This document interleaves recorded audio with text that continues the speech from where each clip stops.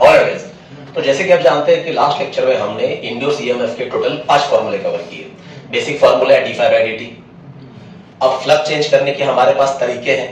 एक तरीका है कि सिर्फ मैग्नेटिक फील्ड चेंज कर सकते हैं, एक तरीका ये कि सिर्फ एरिया चेंज कर सकते हैं। ये जरा जरूरी है क्योंकि एरिया चेंज करने के लिए हमारे पास नंबर ऑफ टाइप्स है।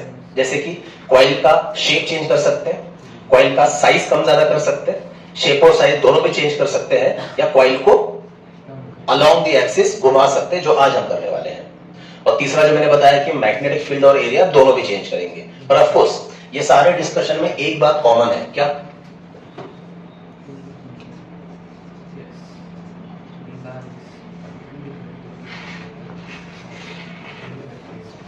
ये सारे डिस्कशन में एक बात कॉमन है कि कॉइल का जो सरफेस है, कॉइल का जो प्लेन ऑफ एरिया है, प्लेन ऑफ सरफेस है, वो मैग्नेटिक फील्ड के साथ कैसा है? परपेंडिकुलर। इसीलिए कॉइल का जो सरफेस नॉर्मल है या एरिया वेक्टर कह लो, वो मैग्नेटिक फील्ड के साथ कैसा है? Parallel. Vector A parallel vector B, theta 0 और 0 1, सो कॉस वाला टर्म हट गया, तो फ्लक्स में से क्या बचा है? B into A. अच्छा, अगर कॉइल में नंबर ऑफ टर्न्स है तो N B A. This is the desired situation, ये मान के चल रहे हैं हम लोग।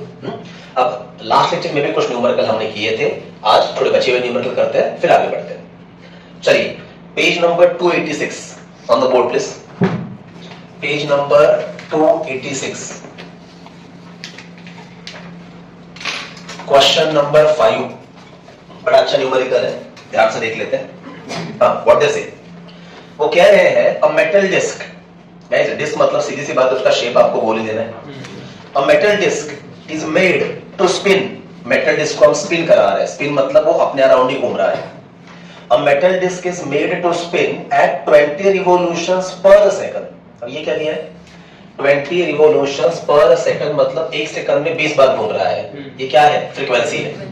तो हमें डेटा लिखता हूं मैं, बात किसकी चल रही है? फॉर मेटल डिस्क क्या दिया उसका? फ्रीक्वेंसी कितना है? 20 रिवॉल्यूशंस पर सेकंड मतलब 20 हर्ट्ज। ऐसा unit is hertz as we all know. फिर से पढ़ रहा हूं, a metal disc is made to spin at 20 revolutions per second about an axis passing through its center and normal to the plane। जरा खड़ा दो यार, खड़ा है ट्रायंगल कुछ तो हो जाती है, ये निकलेगा गाइस। मतलब अगर मान लीजिए ये आपका डिस्क है, तो वो कह रहे हैं कि जो एक्सिस है वो कैसा है? The axis is passing through the centre ऐसे, and normal to the plane. ये प्लेन है आपके डिस्क का, तो आपका एक्सिस सेंटर में से जा रहा है और ऐसे गाइस, यही इसका क्या है? Surface normal. ये उस दिन कहा था मैंने, जो एक्सिस है वही क्या है? Surface normal. आगे, the disc has a radius of 30 centimetre. Disc का रेडियस भी दिया है 30 सेंटीमीटर, कन्वर्जन बाद में कर लेंगे।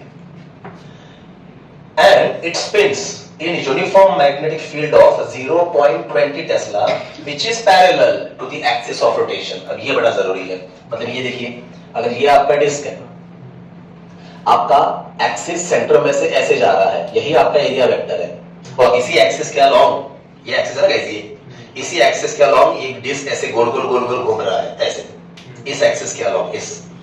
तो आगे क्या दिया है कि मैग्नेटिक फील्ड कितना है? 0.20 Tesla, and this magnetic field is what? Parallel to the axis of rotation। मतलब इसी एक्सिस को मैग्नेटिक फील्ड कैसे है? पैरेलल। आसान भाषा में गाइस, ये रहा आपका magnetic field. Moral of the story, वापस वही सिचुएशन आया है कि vector A parallel vector B. तो गाइस यहाँ पे मेन चीज ये कि आपको न्यूमेरिकल पढ़ के ना उसका लैंग्वेज समझ के सिचुएशन विजुअलाइज करना आना चाहिए कि कॉइल रखा कैसे है, मैग्नेटिक फील्ड कैसे जा रहा है, सरफेस नॉर्मल कैसे जा रहा है, और वेक्टर ए और वेक्टर बी के बीच में एंगल कितना है। अब मैं एक अटेम्प्ट में पूरा न्यूमेरिकल साथ में पढ़ता हूं, देखिए हर चीज को ध्यान से सुनिए। वो कहते हैं a metal disc is made to spin at 20 revolutions per second about an axis passing through its centre and normal to the plane. The disc has a radius of 30 centimetre and spins in uniform magnetic field of 0.20 tesla, मतलब 0.2 tesla, which is parallel, magnetic field which is parallel to the axis of rotation। Data समझ में आया? अब क्या क्या calculate करना है? पहली चीज, calculate the area swept calculate the area swept out per second by the radius of the disc. Area swept मतलब क्या? भाई सिंपल सी बात है, जब ये डिस्क गोल गोल घूम रहा है, मान लो इसने एक चक्कर लगाया, एरिया स्वेप्ट मतलब एरिया कितना कवर हुआ, ए। 2 बार घूमा, 2a। 3 bar, this is area swept. अब एरिया बढ़ रहा है मतलब एरिया क्या हो रहा है, चेंज। तो आपको क्या निकालना है, area swept out per second. आसान भाषा में आपको क्या निकालना है, dA by dt। dA by dt, मैंने इसका मतलब भी लिखा के दे रहा हूं। दिस इज एरिया स्वेप्ट पर सेकंड, या इसी का दूसरा नाम क्या है,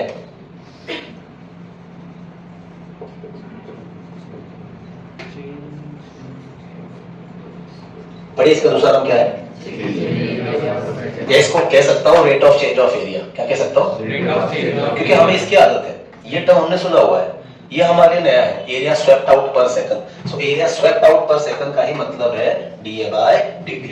तो पहला सवाल, calculate the area swept out per second by the radius of the disc. तो पहले ये निकालना है, सवाल नंबर 1। सवाल नंबर 2 क्या पूछा है, the flux cut per second. Flux cut per second मतलब ही rate of change of flux. आसान भाषा में आपको क्या पूछा है, d∅ बाय dt। लिख देता हूं, चलो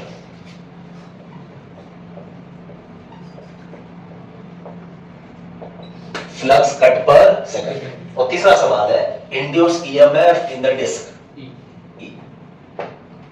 इंड्यूस ईएमएफ निकालना है, आई होप मेकिंग सेंस। अब d∅ बाय dt निकालेंगे तो ये तो अपने यहाँ आ जाएगा, दोनों का आंसर सेम ही आने वाला है एक्चुअली। अभी सॉर्टेड। अच्छा, डेटा आपने देख लिया, क्वेश्चन समझ में आ गया, let's start with the solution. But hold on, solution start करने से पहले एक चीज हमें और करनी पड़ेगी, यूनिट। हर्ट्ज तो SI में है, पर सेंटीमीटर थोड़ी ऐसा है। बोलो क्या लिखो, 30 सेंटीमीटर मतलब है 30 × 10⁻²। और सिंपल करके लिखना है तो क्या लिखो, यस दिस इज 3 × 10⁻1। करेक्ट है, -1 मीटर, ये बराबर है। और सिंपल करना है तो क्या लिख सकता हूं, 2 × 10⁻1 टेस्ला। हाँ ये तो फटाफट आ जाएगा, ये मेन चीज है। एरिया स्वेप्ट कैसे निकालेंगे, देखो सिंपल सी बात है, जैसे मैंने कहा गोल गोल घूम रहा है, एक बार इस घुमा तो एरिया कितना है, 1। 2 बार घुमा तो 2 है। तो हमें बस ये पता होना चाहिए, हमें ये पता होना चाहिए कि वो जो डिस्क है वो 1 सेकंड में कितनी बार घूम रहा है, मतलब उसका फ्रीक्वेंसी। अगर मैं आपको कहूं कि इसका फ्रीक्वेंसी है 5, मतलब 1 सेकंड में कितनी बार घूम रहा है, 5, और हर बार घूमेगा तो एरिया है 1। तो सिंपल सी बात है, 5 × a, तो एरिया स्वेप्ट पर सेकंड कितना आया, 5 × a। समझा? तो गाइस ये देखिए फॉर्मूला बना रहे हैं, रिपीट करना है, समझ में आ गया। सबसे पहले आपको क्या पता होना चाहिए, फ्रीक्वेंसी। तो मैं ऐसे लिखता हूं,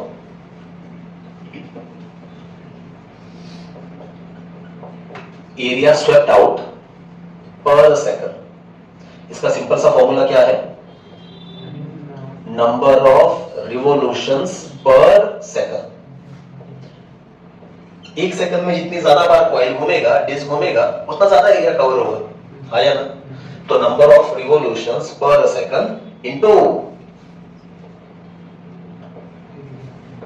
एरिया ऑफ व्हाट, डिस्क। अभी तक एरिया को a मान के चल रहे थे, तो एरिया का कुछ तो वैल्यू निकालना पड़ेगा ना। तो अगर मान लो एरिया है 2 मीटर स्क्वायर, कितना, 2 मीटर स्क्वायर, बहुत बड़ा एरिया को मान लेते हैं, और 1 सेकंड में 4 बार घूम रहा है, 1 सेकंड में, तो 1 बार घुमा 2 मीटर स्क्वायर, 2 बार घुमा 4 मीटर स्क्वायर, 3 बार घुमा 6 मीटर स्क्वायर, और 4 बार घुमा 8 मीटर पर सेकंड। क्योंकि आप काउंट कैसे कर रहे हो, पर सेकंड। तो आपका area swept out per second कितना आया, 8 मीटर स्क्वायर। कैसे निकाला, ऐसे निकाला, number of revolutions per second into area of disc. आसान भाषा में guys dA by dt। Number of revolutions per second मतलब क्या होता है, फ्रीक्वेंसी, और एरिया के लिए क्या लिखना है, a। This is very important formula. उस दिन जैसे एक वेरिएशन सिखाया था कि जब रेडियस कम होता है, कॉइल श्रिंक होता है, तब भी फॉर्मूला बनाया था। ये फॉर्मूला याद रखना, कॉइल जब गोल गोल घूमता है अलोंग इट्स एक्सिस, तो dA बाय dt का वैल्यू कितना आता है, frequency into area of a coil और एरिया ऑफ अ डिस्क। याद रहेगा। यूनिट क्या आएगा? Metre square per second. अरे डीए बाई डीटी है ना, एरिया का मीटर स्क्वायर, टाइम का सेकंड, तो क्या आ गया? Metre square per second. Sorted. अब यहां पे क्या करना पड़ेगा? यहां पे बस इतना सा करना पड़ेगा, फ्रीक्वेंसी आपको रेडीमेड दिया हुआ है और एरिया रेडीमेड नहीं दिया है, एरिया आपको निकालना पड़ेगा। पर शेप कैसा है? सर्कल, तो सर्कल का एरिया क्या आता है? पाई स्क्वायर, तो pi into r square. This is it. ये रहा डीए बाई डीटी का फॉर्मूला। इतनी सी बात है। वो बंद करने ऐसे तो रिमोट देखिए और बंद करो, ठीक है। So therefore on the board dA by dt. चलिए फटाफट करते हैं, बोलिए फ्रीक्वेंसी कितना है? 20 पाई, या तो 3.14 लो या 22/7 ले लो। चलो मैं 22/7 लेता हूं क्योंकि टेबल हमें आते हैं ना। आगे आर का स्क्वायर। आर कितना है जल्दी बोलो? 3 और उसका भी क्या है? स्क्वायर। करेक्ट है। सॉल्व करते हैं। ये कितना आएगा? 4 22 कितना आता है? 44 अपॉन 7। 3 का स्क्वायर 9 इंटू 10⁻1 का स्क्वायर कितना आता है? 10⁻1 का स्क्वायर कितना आता है? 10⁻2। अब 9 से मल्टीप्लाई करना है, 7 से डिवाइड करना है। चलिए 9 0 0, 9 4 36, यानी कितना आया? 3। फिर 9 4 36 और 3 39 divide by 7 into 10⁻²। I hope making sense. अब डिवाइड करते हैं। 7 5 35, बचा कितना? 4। आगे आया 6, 7 6 42, बचा 4। आगे फिर से आया 0, 7 5 35, बचा 5। आगे डेसिमल लगेगा 0, 7 7 49, बचा 1। आगे आया 0, 7 1 7। बस बड़ी मेहनत कर ली, बस हो गया। Into what? 10⁻²। अब इतना सबको पता है। 10⁻² मतलब ही 100 से डिवाइड करना। बोलो हाँ या ना? तो अगर इसको 100 से डिवाइड करें क्या आएगा? 5.651। राउंड ऑफ कर दे, या कम से कम इस 1 को तो हटा ही सकते हैं, या ना? या राउंड ऑफ ही करना है तो यहाँ पे क्या आएगा? 6। गाइस ये रहा आपका dA by dt. Unit metre square per second. ये आ गया पहला आंसर। अभी क्लियर? बुक का आंसर है 5.656। हमने राउंड ऑफ कर दिया इसलिए हमारा ऐसे आ गया है। अभी सॉर्टेड। ये पहले का जवाब तो हो गया। अब दूसरा क्या पूछा है? बोलिए दूसरा। d5/dt। बड़ा आसान है। क्या चेंज हो रहा है? एरिया। पर क्या सेम है? Magnetic field. तो हमारे पास फॉर्मूला है ना, क्या लिखा था हमने? ये कैसा भी लिखा था? BA2 minus BA1 upon dt। पर यहाँ पे A1 A2 है ही नहीं, यहाँ पे सीधा क्या है? DA/dt। तो जरा बताइए क्या फॉर्मूला आएगा? फॉर्मूला आएगा B into what? DA/dt। DA/dt। ये किसका फॉर्मूला है? E का। मतलब ये किसका? d5/dt का। क्योंकि सेकंड क्वेश्चन में आपको क्या पूछा है? फ्लक्स कट पर सेकंड, मतलब d5/dt। हाँ या ना? इसीलिए गाइस थ्योरी में हमने ये सब कवर किया था ताकि न्यूमेरिकल में ज्यादा मेहनत ना करनी पड़े। अभी सॉर्टेड। अच्छा यहाँ पे मॉड लेने की जरूरत है ही नहीं क्योंकि DA/dt हम ऑलरेडी कैलकुलेट कर चुके हैं। सो देयरफॉर चलिए बोलिए B कितना है? 2 इंटू 10⁻⁻1 और DA/dt कितना है? 5.66। और इस तरह से फाइनली d5/dt क्या करना है? 2 से मल्टीप्लाई करना है। 2 6 12, यानी कितना आया? 1। 2 6 12 और 1 यानी कितना आया? 1। 2 5 10 11 इंटू 10⁻⁻1। अब इंटू 10⁻⁻1 मतलब 10 से डिवाइड करना। सो फाइनली यस d5/dt कितना आया? बोलो। 1.132। करेक्ट है। बस मुझे इसका यूनिट बता दो। वोल्ट लिख नहीं सकते क्योंकि ये हमने पूछा ही नहीं है। क्या बोला है? Flux cut per second. तो फ्लक्स यस करेक्ट है, वेबर पर सेकंड। इतनी सी बात है गाइस, वेबर पर सेकंड। 1.132 वेबर पर सेकंड। बुक का आंसर है 1.13। लास्ट लास्ट लास्ट लास्ट क्या पूछा? इंड्यूस अब इंड्यूस ईएमएफ का यही तो फॉर्मूला है, E is equal to mod of what? d phi by dt। सच कहो तो mod की जरूरत है ही नहीं, वैल्यू ऑलरेडी प्लस में है, सेम आएगा कितना 1.132। बट द फर्क विल बी, अब ये ईएमएफ है, यहाँ पे क्या लिखेंगे वोल्ट, हो गया। तो आपका इंड्यूस ईएमएफ आ गया 1.132 वोल्ट। ये रहा 3 मार्क का न्यूमेरिकल। इस न्यूमेरिकल से अगर कुछ सीखना है तो वो ये चीज है कि जब कॉइल अपने अराउंड गोल गोल घूमता है, ऑफ कोर्स ये सिचुएशन आना चाहिए, तब change in area with respect to time, मतलब ये rate of change of area, मतलब ये area swept out per second, इसका बेसिक फॉर्मूला है frequency into area, frequency into area, as simple as that. Are we sorted? Any doubt? चलो post करो please. Thank you. चलिए page number 287, numerical number 8 है, तो 2 ही मार्क का numerical. A search coil having 2000 turns with area 1.5 centimeter square, एक coil है, circular ही है, जिसके नंबर ऑफ टर्न्स दिए हैं, जिसका एरिया भी दिया है, is placed in a magnetic field of 0.60 Tesla. अब कॉइल रखा कैसे वो दिया नहीं है, और हम मान के चलेंगे यही सिचुएशन है।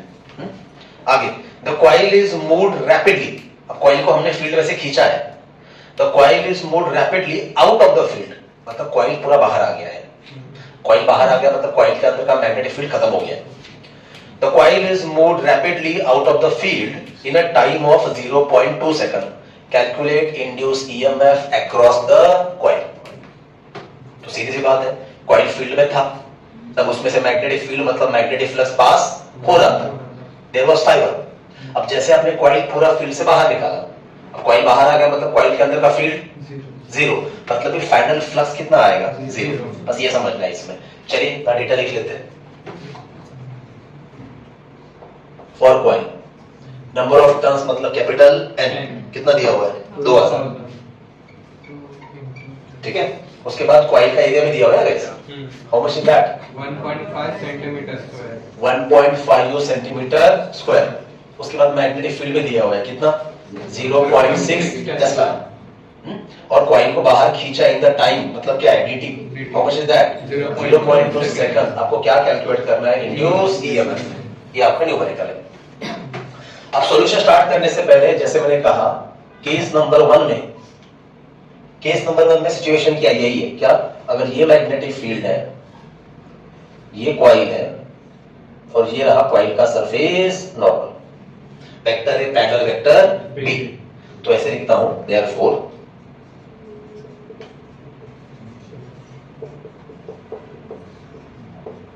Initial magnetic flux passing through coil, मैंने शॉर्टकट में लिखा है इनिशियल फ्लक्स इन कॉइल, इसको क्या बोलूंगा मैं? φ1।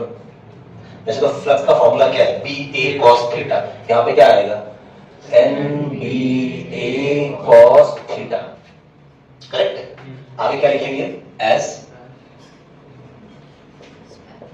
Vector A parallel vector B, so theta is equal to कितना? 0। So cos 0 degree is equal to कितना? 1। वो डायग्राम आपको ही समझा रहे हैं। तो सीधी सी बात है, आपका इनिशियल फ्लक्स कितना आया है? NBA, इक्वेशन नंबर 1, ये आपका इनिशियल फ्लक्स है। सेकंड वाले सीन में तो क्या हुआ है? कॉइल आपने बाहर निकाल दिया है, तो सेकंड वाले सीन में सिर्फ कॉइल है गाइस, सिर्फ कॉइल, मैग्नेटिक फील्ड है ही नहीं। तो सीधी सी बात है, एज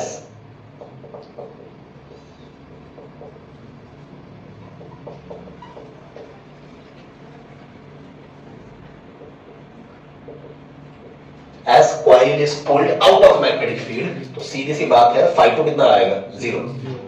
φ2 कितना आएगा? 0। अब आपके पास φ2 है, φ1 है, मतलब आप लोग d निकाल सकते हैं। dt आपको दिया हुआ है, तो d by dt करके आप इंड्यूस ईएमएफ भी बड़े आराम से निकाल सकते हैं। बस वही तो करना है। But before we start with induced EMF, आप डेटा में आते हैं, कन्वर्जन करना पड़ेगा। तो नंबर ऑफ टर्न्स का वैसे तो कोई यूनिट नहीं होता, पर हमारा काम है जितना हो सके उतना सिंपल करके लिखना। तो 2000 को ऐसे लिखो 2 into 10⁻³ सेंटीमीटर स्क्वायर, मतलब कितना मीटर स्क्वायर? 10⁻⁻⁴। तो यह आएगा 1.5 into 10⁻⁴। और अगर और सिंपल करना है 15 तो यहाँ पे क्या आएगा 10 raised to minus 5 metre square, ये समझा ना। डेसिमल राइट में शिफ्ट किया, राइट में शिफ्ट करते हैं तो पावर में से माइनस करते हैं। अच्छा ये तो बराबर ही है टेस्ला, पर सिंपल करके लिखते हैं। ये भी बराबर है सेकंड, पर सिंपल करके लिखते हैं। हाँ नाउ वी आर रेडी, ठीक है। सो अब therefore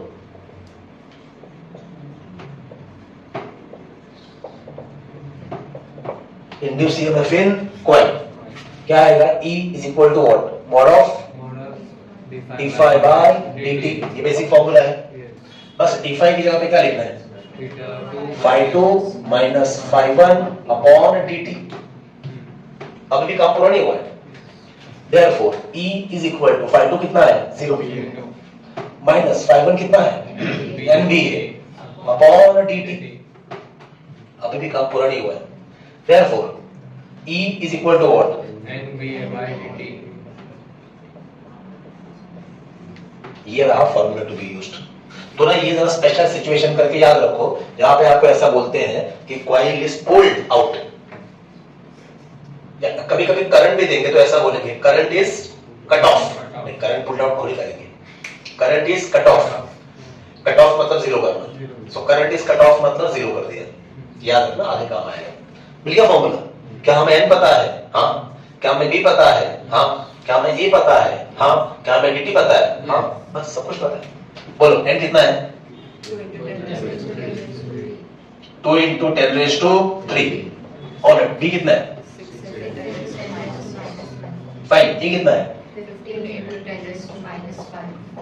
and last but not the least dt कितना है? 2 into 10 raised to minus 1। अब देखते रहो, 2 2 10 raised to minus 1 भी, ये गया, ये भी गया, ये भी गया, ये भी गया। अब बचा क्या क्या? पहले पावर 3 minus 5 कितना होता है? 10 raised to minus 2। और उसके बाद क्या बचा है? सिर्फ ये दोनों बचे, 6 into 15, how much is that? 90। सो ये आया 90 into 10 raised to minus 2 volt. पर हमारा काम है जितना हो सके सिंपल करना। इनटू 10 raised to minus 2 मतलब है डिवाइड बाय 100। सो 90 को अगर 100 से डिवाइड करते तो कितना आता है? 0.9 वोल्ट। बराबर है गाइस, बहुत थोड़ा सा ही वोल्टेज है, 1 वोल्ट से भी कम है। अच्छा ये न्यूमेरिकल क्या सिखा रहा है? तो ये न्यूमेरिकल ने हमें ये बात सिखाई कि as coil is pulled out of magnetic field, final flux क्या लेना है? 0। पर 0 से फर्क नहीं पड़ता क्योंकि यहाँ पे मॉड है। ईएमएफ कभी भी माइनस में नहीं निकालना है, प्लस में निकालना है। I am making sense? Easy? समझ में आ गया? चलो पॉज करो प्लीज। प्लीज आगे